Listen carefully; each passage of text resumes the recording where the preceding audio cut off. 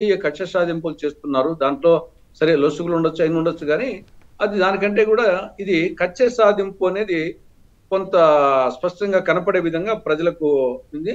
తర్వాత కొలికిపూడి శ్రీనివాసరావు గారి ఆయన ప్రవర్తన కానీ కొంత వచ్చేసి అత్యుత్సాహం ప్రదర్శిస్తున్నారేమో తెలుగుదేశము క్యాడర్ అనేది కొంత రాజకీయ కక్ష సాధింపులో అత్యుత్సాహం ప్రదర్శిస్తుందని చెప్పేసి కొంచెము అది రావడం జరిగింది.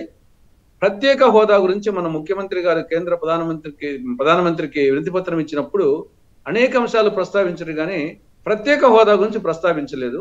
ఒకవైపేమో బీహార్ ముఖ్యమంత్రి పార్లమెంటు సాక్షిగా చెప్పనప్పటికీ ఆయన వాళ్ళ జాతీయ కార్యవర్గంలో పెట్టారు, ఆయన బలంగా అడుగుతున్నారు. కానీ ఇక్కడ వచ్చేసి ఇది ఒక హక్కుగా ఉన్నటువంటి దాని మీద కనీసం వినతి పత్రంలో వచ్చేసి ప్రత్యేక హోదా ప్రస్తావించలేకపోయారు. అంటే ప్రధానమంత్రి గారికి దాని మీద లేదు కాబట్టి అది ముగిసిన అధ్యాయం అని చెప్పింది కాబట్టి ధైర్యం చేయలేకపోయాడేమో అనేది ఒకటి.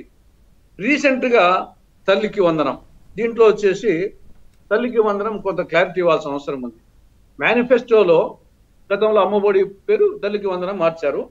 దాంట్లో వచ్చేసి స్కూలుకు వెళ్ళే ప్రతి విద్యార్థికి ఏడాదికి 15,000, స్కూలుకు వెళ్ళే ప్రతి విద్యార్థికి ఏడాదికి 15,000.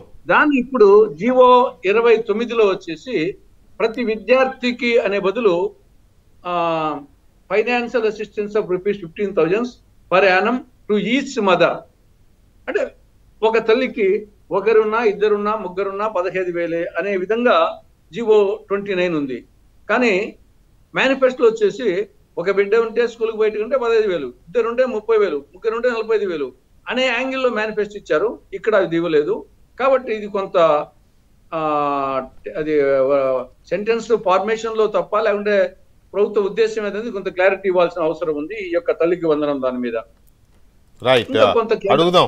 రామాంజనేయులు గారు ఉన్నారుగా, ఆయన